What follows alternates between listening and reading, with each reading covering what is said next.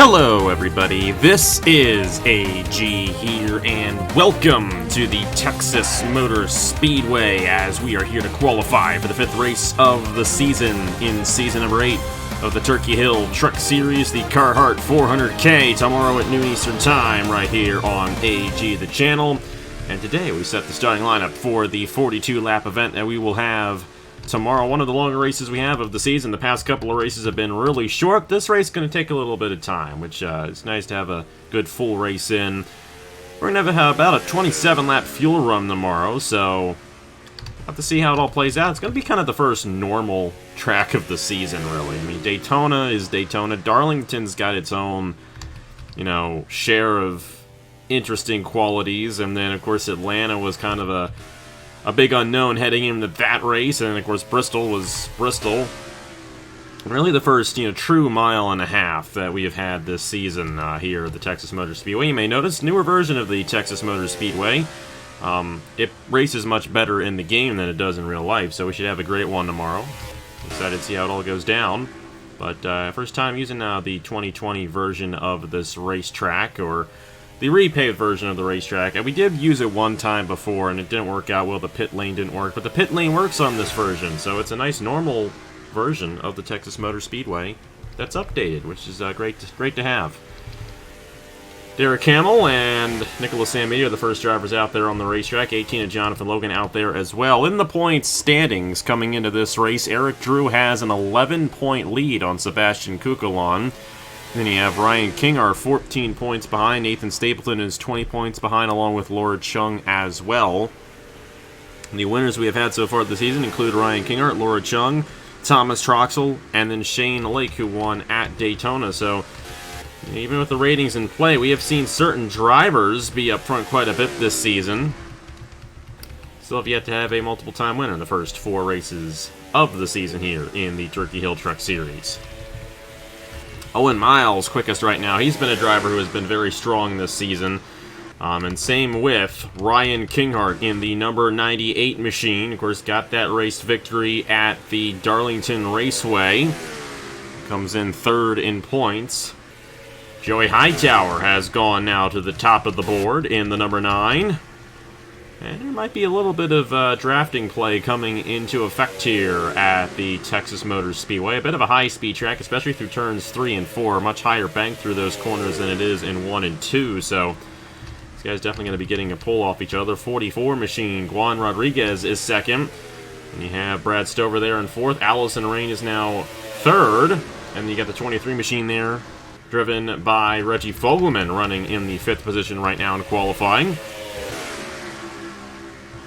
Noah Clifton, who went into the Bristol race, the points leader, had his fair share of issues in that one, is now 21 points behind after being the points leader in that 24 machine. And Ryan Kinghart goes back to the top of the board in the number 98. See if we can find him on the racetrack here. I know he's out there somewhere.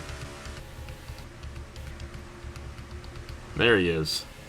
Juan Rodriguez with the 2nd fastest time. Great time for Rodriguez there. And you got Allison Rain, Evan Carlson, Ethan Lewis up there in the top 5. Chris Tejada going to move up to 2nd right there. And then the 61 of Laura Chung up to the 4th position. Of course, Laura Chung won the last mile and a half we had at Atlanta. And Atlanta played out kind of like a mile and a half, but it was difficult to pass with the high speeds that we had. Everyone was kind of going wide open there. It's not going to be the case here at Texas.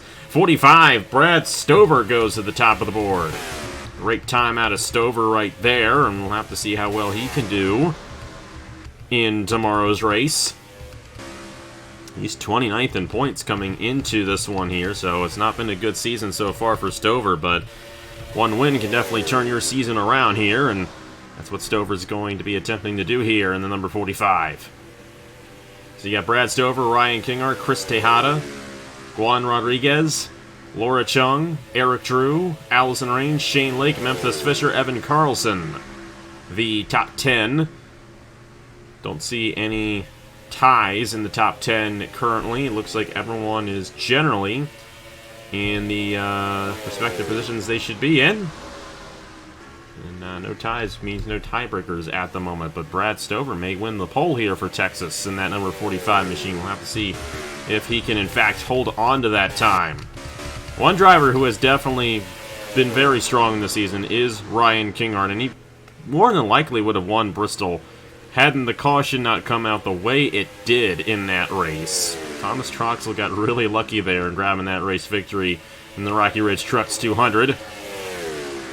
Ryan Kinghart definitely has been strong this season. He's been up front in nearly every race.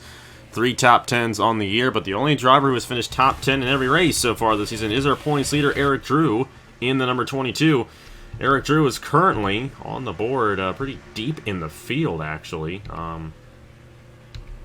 No, where is he? He's 8th, excuse me. I didn't see him there in the top 10, and I was thinking that he was deep in the field. Actually, not a bad starting position right there for Eric Drew if he can, in fact, hold on to it.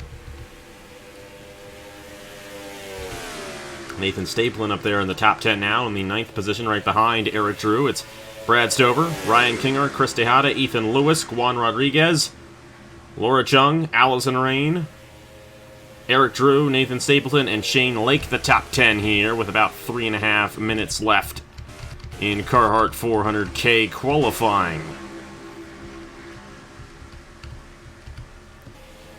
Definitely should have some good racing in our race, at least. I don't know about the real-life Texas races. Of course, we know how this racetrack is in real life, but definitely a solid track in the game, and it's going to be interesting to see how it all plays out, because I think we'll definitely see certain drivers who we've seen up front quite a bit this season move their way up to the front, Owen Miles included in that group there, and it'll be interesting to see who gets the race victory, because these guys aren't going to pull away too much from each other, but it's not going to be like Atlanta where they're all going wide open, so we're going to see a bit of passing for the race lead here tomorrow, I do believe, and should be a fun 42-lap event with a cycle of pit stops as well, and we could see a wreck or two. It is possible. Just don't know what to expect here, but excited to see how it all goes down. And next week we head to Texas World Speedway, the other Texas racetrack here on the Turkey Hill Truck Series schedule.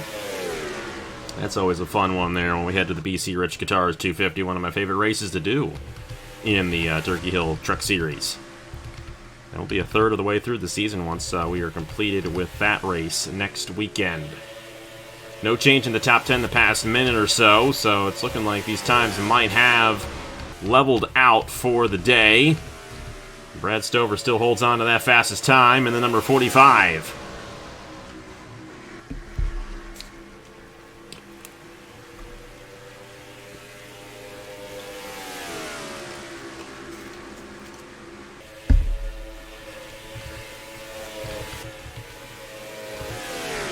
Ryan Kinghart getting back out there in the number 98. Noah Clifton has gone to 3rd. Great time out of the 24 machine. He just snuck his way in there. Getting a bit of a pull off of these guys ahead of him there. Nathan Ormond, Allison Rain, or should I say Will Parrish in the O2, I should say. And then the 4 of Ethan Lewis, Owen Miles, and they're led by Aaron Abel right there, so partly why Clifton was able to get that nice time right behind the 51 of Nathan Ormond. And starting in that inside lane, he could have a good opportunity at possibly getting the race victory tomorrow. And it is a 42-lap race, so it'll be one of the longer races we have this season. So there'll be a lot of time to move your way from the back to the front, unlike the Bristol race we had last weekend, which was only 50 laps. That went by really quick. This one will take a little bit of time. Definitely looking forward to seeing a race kind of play out here for the trucks. I think that's when we're going to really see those ratings come into play in these longer races this season, and this is going to be one of those longer races where that does become a factor. That pushes a lot of guys from the inside to the outside and from the outside to the inside throughout the field, with Clifton moving up there. Chris Tejada is now 4th, Ethan Lewis is now 5th, Juan Rodriguez is 6th. Laura Chung is 7th. The 20 machine is Allison Rain, excuse me. I don't know why I said Aaron Abel. And then you have the 22 of Eric Drew, the points leader there, looking to start 9th, and then Stapleton there in the 10th position. And they're 3 wide right there. This is something we might want to watch out for in the race tomorrow, especially at the beginning. Might go 3 wide through the double dog leg, and that might be a bit of an issue for some of these drivers and trying to manage it through there. It gets kind of tight there on the front stretch. Shane Lake there in 11th. Slowest driver is a 19 of Chris Reynolds. But not much of a differential between the last place driver and the fastest driver here. Everyone kind of relatively close on speed. We'll have to see if that is, in fact, the case going into tomorrow for these guys.